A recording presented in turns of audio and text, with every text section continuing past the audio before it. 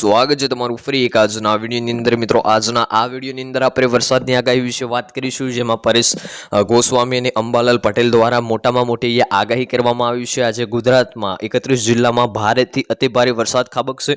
જાણો હવામાન વિભાગ અને અંબાલાલ પટેલની આગાહી। મિત્રો અંબાલાલ પટેલ દ્વારા અને પરેશ ગોસ્વામી દ્વારા આજે જે છે વધારે આગાહી કરવામાં આવી છે અને આજે 31 જિલ્લામાં રેડ એલર્ટ પણ આપવામાં આવશે એવું જાણવા મળી રહ્યું છે। હવામાન વિભાગના મેપ પ્રમાણે આજે 21મી તારીખ એટલે કે ગુરુવારે દ્વારકામાં રેડ એલર્ટ સાથે અત્યંત ભારે વરસાદની આગાહી આપી છે। વાત કરીએ તો અમદાવાદમાં વરસાદી માહોલ છવાયો છે, ક્યાંક સારા ઝપટા તો ક્યાંક સામાન્ય વરસાદ વરસ્યો છે, તો બીજી બાજુ સૌરાષ્ટ્ર અને દક્ષિણ ગુજરાતમાં મેઘરાજાની મન મૂકીને વરસી રહ્યા છે। મિત્રો અમદાવાદમાં સારા ઝપટા પણ જોવા મળ્યા છે અને કઈક જગ્યાએ સામાન્ય વરસાદ પણ જોવા મળ્યો છે। ત્યારે જોવા જઈએ તો બીજી બાજુ સૌરાષ્ટ્ર અને દક્ષિણ ગુજરાતમાં મેઘરાજાની મન મૂકીને વરસી રહ્યા છે। ગુજરાતમાં વરસાદ લાવે તેવી 5 સિસ્ટમ સક્રિય છે। મિત્રો ગુજરાતમાં વરસાદ આવે તેવી હવે 5 સિસ્ટમ સક્રિય થઈ ગઈ છે।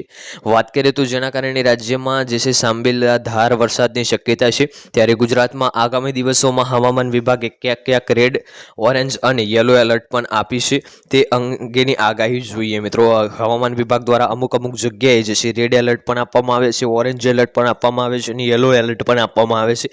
તો કયા જિલ્લામાં એલર્ટ આપવામાં આવે છે એ પણ જોઈએ। આ સાથે હવામાન નિષ્ણાંત અંબાલાલ પટેલ પણ ભારેથી અતિભારે વરસાદ સાથે પવનનું જોર વધારવાની પણ આગાહી કરી છે। તો હવામાન વિભાગ અને અંબાલાલ પટેલની આગાહી સાથે જોઈએ કે ગુજરાતનું હવામાન કેવું રહેશે। વાત કરીએ તો હવામાન વિભાગના અમદાવાદ કેન્દ્રના ડાયરેક્ટર A.K. દાસે આજે ગુજરાતમાં જે છે હવામાન અંગેની આગાહી આપી છે। મિત્રો હવામાન વિભાગના જે અમદાવાદના કેન્દ્ર ડાયરેક્ટર છે A.K. દાસે એમને પણ ગુજરાતમાં હવામાન અંગેની જે છે આગાહી આપી છે। તેમણે જણાવ્યું છે કે તમામ પોર્ટ પર LCS 3 નંબરનું સિગ્નલ લગાવવામાં આવ્યું છે। તમામ પોર્ટ પર LCS 3 નંબરનું સિગ્નલ લગાવવામાં આવ્યું છે। આ સાથે માછીમારોને 24 ઓગસ્ટ સુધી દરિયાએ ન જે છે ખેડવાની જે છે ચેતવણી પણ આપવામાં આવી છે। માછીમારોને પણ અહીંયા જે છે મોટી ચેતવણી આપી દેવામાં આવી છે કે 24 ઓગસ્ટ સુધી એમને જે છે દરિયાઈ વિસ્તારમાં જવાનું નથી। વાત કરીએ તો હવામાન વિભાગના મેપ પ્રમાણે આજે 21મી તારીખ એટલે કે ગુરુવારે દ્વારકામાં રેડ એલર્ટની સાથે અત્યંત ભારે વરસાદની આગાહી આપવામાં આવી છે। મિત્રો દ્વારકામાં આજે રેડ એલર્ટની સાથે અત્યંત ભારે વરસાદ પડી શકે તેવી આગાહી આપવામાં આવી છે। આ સાથે કચ્છ, બનાસકાંઠા, પાટણ, મોરબી, જામનગર, રાજકોટ, પોરબંદર, જુનાગઢ, નવસારી, વલસાડ આ તમામ જિલ્લામાં ઓરેન્જ એલર્ટ આપવામાં આવ્યું છે। વાત કરીએ એટલે કે આ જિલ્લામાં અતિભારે વરસાદની આગાહી આપવામાં આવી છે। કચ્છ, બનાસકાંઠા, પાટણ એ તમામ જિલ્લામાં અતિભારે વરસાદની આગાહી આપવામાં આવી છે અને અહીંયા ઓરેન્જ એલર્ટ પણ જે છે જાહેર કરવામાં આવ્યો છે। જ્યારે 22મી તારીખે વરસાદની તીવ્રતા ઓછી થતી હોય એવું લાગી રહ્યું છે।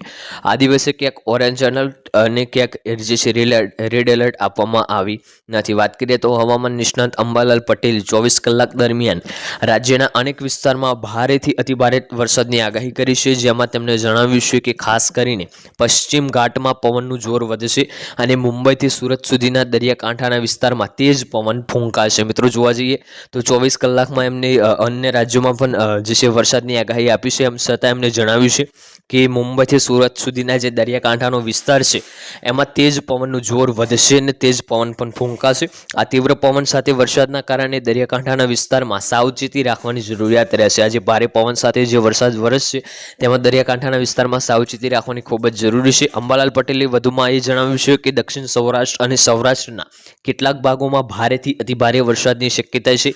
આ વરસાદ તબાહી સૂચક પણ સાબિત થઈ શકે છે, એટલે કે ખેડૂતો તથા સામાન્ય જનતાએ ખાસ કાળજીપૂર્વક રાખવી જરૂરી છે।